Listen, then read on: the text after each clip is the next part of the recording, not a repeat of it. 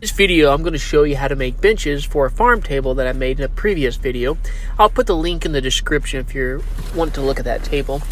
What I'm going to start with is I'm going to grab a 4x4x8 and I'm going to cut it to 11 7/8, a total of 8 of them. Now once I get all 8 of those cut, what I'm going to do is I'm going to mark an inch from the edge and set my saw to a 15-degree angle and put that blade right on that inch mark there and go ahead and put a 15-degree on each end of this block. And that way I'll be able to have a kind of a slight angle on the bottom of the bench here.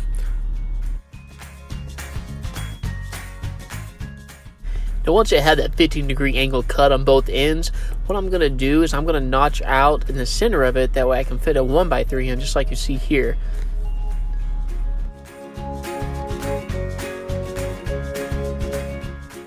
Now first thing I'm going to do is I'm going to grab my speed square. And I'm going to, from the top down, I'm going to mark 1.25 inches. Since a 1x3, halfway would be 1.25 inches. So I'm going to mark 1.25 inches down. And then I'm going to mark 1 inch from the edge, just like this. And go ahead and mark all the way up. And then go on the other side and find my inch mark again. And just kind of slide it all the way up, just like that again. And just go ahead and put that there and give me a nice straight 1.25 inch mark here all the way down. And I'll just flip it over and pretty much do the same thing to the other side. I'm going to find my inch on each side, find my 1.25 inches down, go ahead and get those marked, get those lines up. That way I'll have a nice kind of a box on each side of the board here. Now once I have both opposite sides of the boards marked, what I'm going to do is I'm just going to put the speed square on stop and just connect a line right between both of them. That way make it easier for me to be able to see and have kind of a straight line to go off of whenever I use my saw to cut it.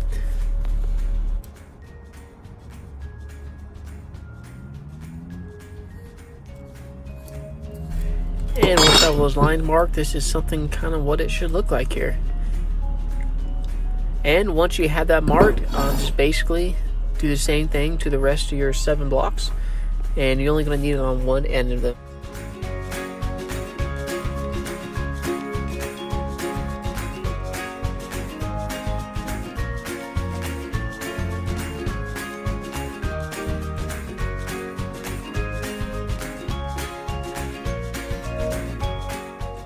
Once we have all 8 of those blocks marked, I'm just going to put a clamp here, grab my saw, and I'm going to set that saw to a depth of 1.25 inches.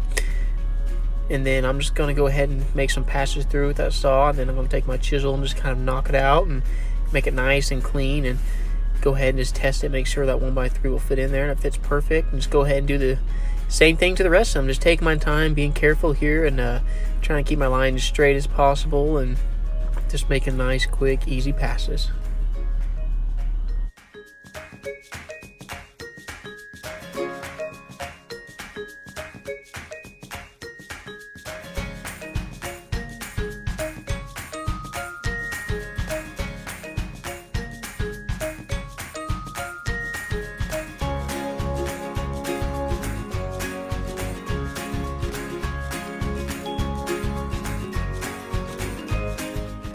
I grabbed my 1x3 here. My saw is still set up at my 15-degree angle, so I went ahead and make a quick cut there on the end of it.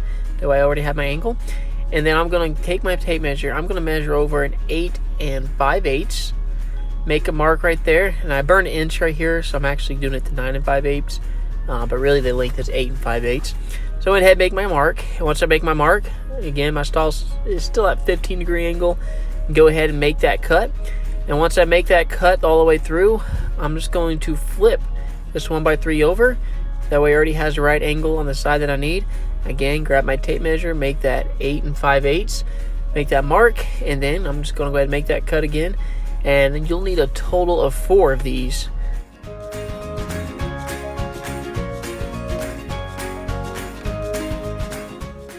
Now that I have these 1x3s all cut and ready, I'm going to grab some wood glue and kind of hammer these in. You want it to be a little bit tight, so if it's tight, that's good. That way it kind of holds better. And once it's in there, it's level, straight, and everything. I'm going to go ahead and grab my finishing nail just to kind of hold it in place to give it time for that glue to dry. Just put a couple 2-inch finishing nails on each side just to kind of hold it in place there.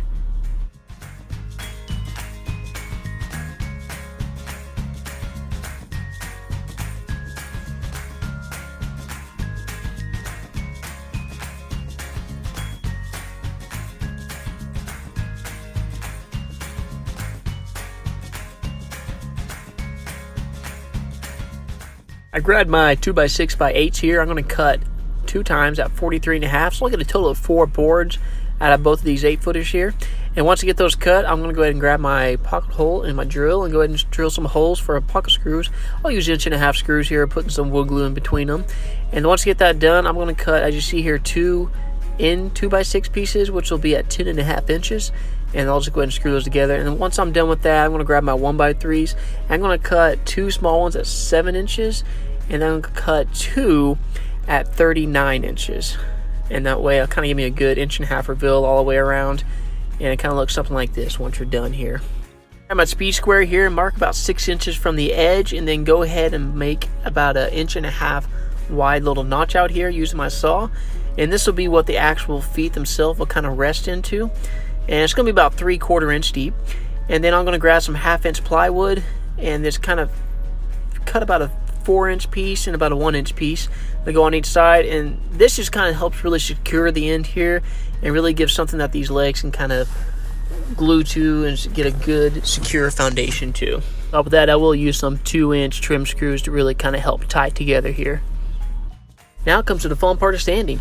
Now before I sanded, I did put some wood fill in a few spots, some of the larger cracks I didn't like. And then I went ahead and grabbed my 80 grit sandpaper, started with that to give it a nice good sanding. And then I went back over with my smaller sander with some 120 grit to get it ready for some staining.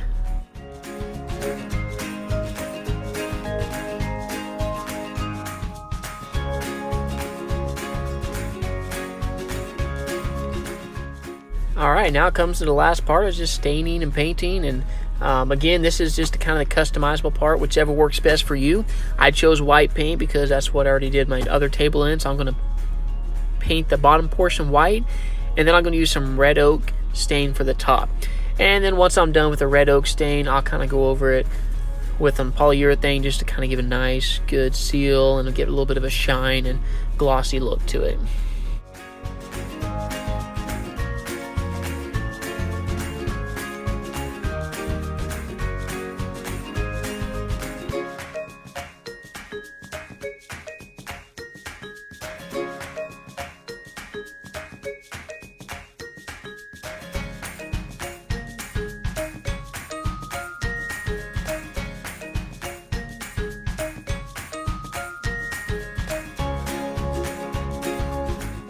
And here's the application of the polyurethane. I always like to put a coat on, do a nice sanding with 220 grit sandpaper, and do 2 more coats after that. So I always like to do a total of 3 coats. I think that really just kind of gives a nice, good, glossy look to it.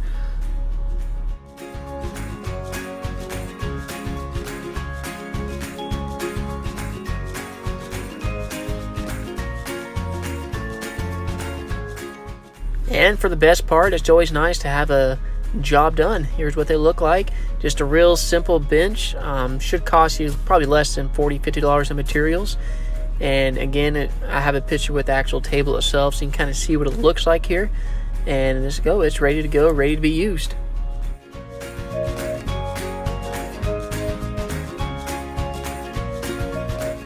Thank you for watching my video. I hope you learned something new. I hope you liked it. If you did, please subscribe to my channel. I'm going to put up some more how-to and DIY videos. That way you can do your own affordable backyard projects.